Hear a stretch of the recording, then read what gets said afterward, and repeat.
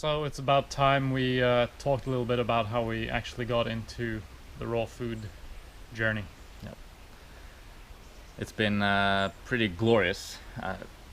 It's been the best thing in a way that's ever happened in my life. I mean, except for being born, maybe. It's been a revolution. It's I can't even describe it in words. I can't really say though if it was that something changed in my life, and as a result, I shifted towards the raw food diet, or if it was that I shifted towards the raw food diet and then everything changed. Who knows? Maybe it's both at the same time. Mm-hmm. But what I do know is that after we've been shifting our diet towards the raw food diet, things have changed a lot. My worldview has changed. My creativity is higher. Health has skyrocketed. Digestion improved. Let's talk more about that later. What happened? But it's a big change. Mm-hmm. So just briefly before we get into our raw food journey, let's just talk quickly about how we ate before. Our whole life growing up. I mean, we're brothers. We grew up together. We had similar diets, but not exactly the same. I basically ate French fries my entire life and no fruits and vegetables in any recognizable form. Nothing fresh. Nothing fresh. Nothing fresh. It's a pretty crazy diet. We can. That's a whole different video. You can wait for that another time. Yeah, but I was a self-proclaimed vegetarian as a kid, but even though I did eat McDonald's hamburgers, so go figure.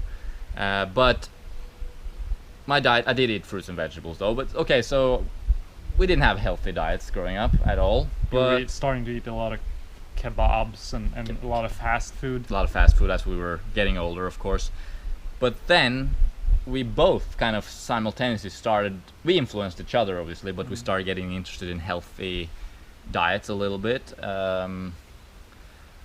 and through various reasons, studying Eastern philosophy a little bit, Mm-hmm. Buddhism, Hinduism, getting into some of those patterns of thought, meditating a little bit, and I was also very fascinated with Jamaican Rasta Ital culture and the way they eat, which is very simple, whole food vegan type diet. So we were inclined towards vegetarianism. Mm-hmm. And then basically you went to Sydney Yeah. to study music. Mm-hmm. And that's when we started actually connecting more because we were sitting on each our own end of the world talking on Skype about everything and a lot about food. Yep. We both became vegetarian quickly, and from there it just escalated really quickly. Yeah, when I moved to Sydney, I decided I was gonna try for a year to be vegetarian, and after only a few months, I realized, this is awesome.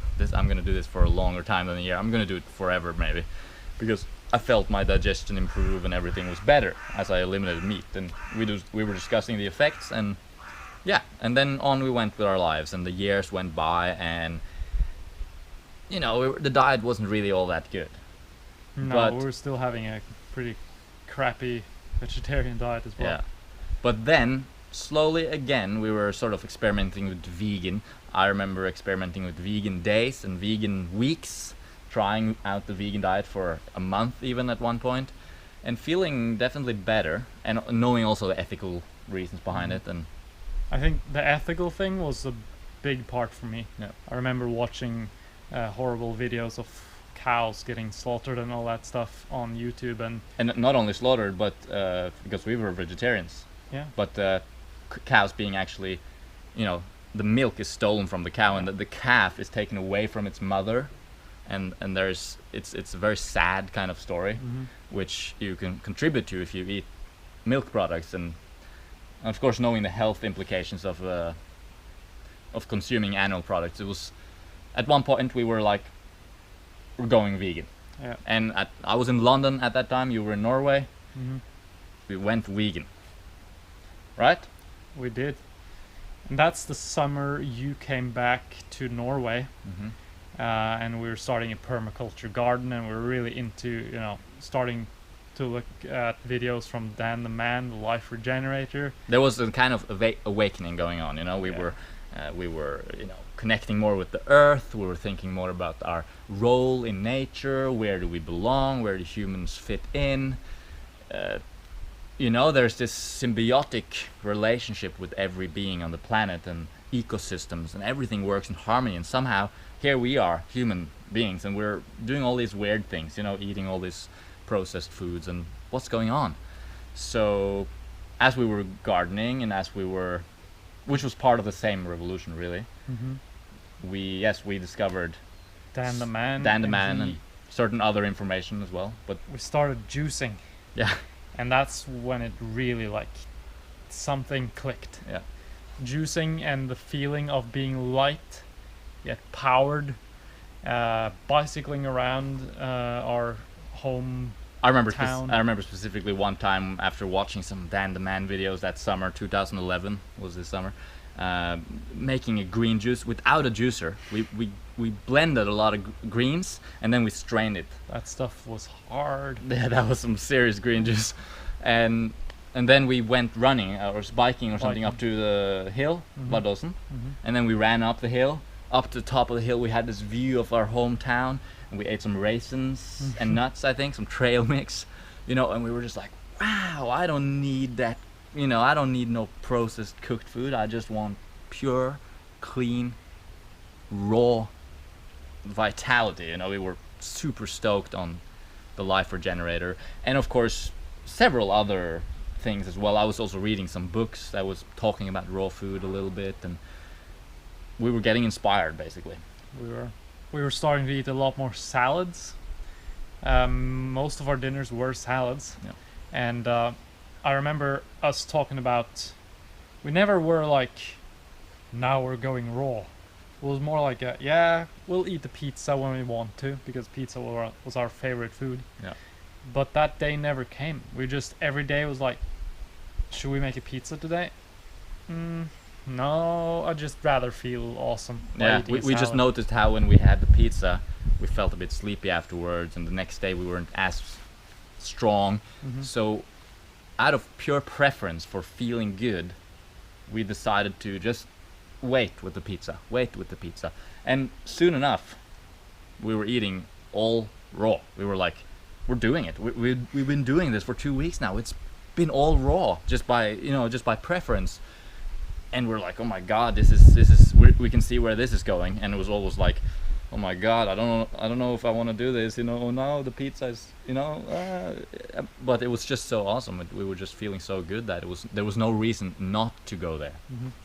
And in terms of more physical effects, when we went vegan and raw vegan even more, we definitely both started losing weight. Yep. Be it water weight and or fat weight. Both. I mean, I we both mean, lost about 30 pounds or something. yeah, or something like that. I mean, the thing is, when you transition to something like this kind of diet, you typically need to learn how to eat enough, because the volume is overwhelming in the beginning. So we lose weight, but that's perfect. That was perfect, because we had all this excess fat. I weighed 84 kilos or something at my highest, something similar for you. That's a lot of excess fat and water weight. So Especially considering we had less muscle than we have now. yeah, because we've been was quite inactive and not that healthy lifestyle before. So without getting into the details of weight loss and that story, we lost weight. We felt awesome. We felt much better, and we had a good starting point for starting to build health, starting to optimize the body's composition and our general health. And so this was our transition essentially. And then as the months progressed, we were getting better and better at it, eating more, obviously, learning how to eat enough. And of course, then we discovered Duran Rider. He was a big inspiration for eating enough. Yeah. And I guess that's another leg of the raw journey, because that's really when we started to get enough. And Yeah. that there's a certain thing that happens when when you get enough food and get enough sleep and get enough water and these things. it's so important, and that made us feel even better, I think. Yeah, because in the beginning you're riding on that high of not feeling overburdened by too much food. So you're like, oh my god, I'm so light, this is so easy, I don't need any food almost, I'm just flying. But then you start, running into some issues, because we do need to eat, obviously. So you find Duran Rider and you're like, oh my god, 30 bananas a day, 3,000 calories minimum, cram it in, smoothies.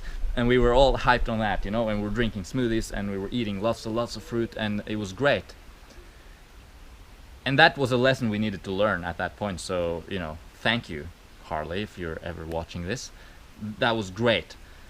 But of course, at a certain point, we were also actually gaining weight again. Harley would argue that this is metabolic damage. Without getting into those details, I think that at a certain point you might even eat too much. It's possible. It's possible to cram in the calories, cram in the bananas so much that you're actually eating more than you really need. But over time, you find this balance. You learn. The body knows. Just follow the body. Hunger means eat. Full, satiated, you can stop. It's pretty easy. We were getting more active with the biking, running, doing some strength building, some muscle building, slowly. Not much, but a little bit. And then basically after a few months of this, or well, half a year or something, we went to Thailand. And that is when it really started, because that was the first time both of us really tried real fruit for the first time. It was really instrumental in our journey. If I don't know what would happen if we didn't experience that, because the fact that we did experience going to Thailand such an early point in our raw journey meant that we learned what real fruit was all about. We tasted durian and we were just like, yeah. We had to go back that's to an Thailand understatement. quickly. Yeah. So we realized that fruit is human food. Fruit is satisfying. Fruit is utterly delicious and ecstatic. So obviously this is a diet that fits our nutritional needs. Otherwise it wouldn't be that enjoyable. If we were only trying to do this in Norway and only having the fruits that we had there, it might have been challenging at one point. It is challenging in Norway. Another point to mention might be the fact that we're pretty much always together. We've been traveling for 4 years now together, and both of us have been eating raw, and that that makes it easier maybe to eat 100% raw, because we've been inspiring each together. other, doing it together, keeping each other in check. But I don't know if I want to use those words though, because it hasn't been difficult. It's been easy. It's been effortless. It's been my preference. It's been your preference.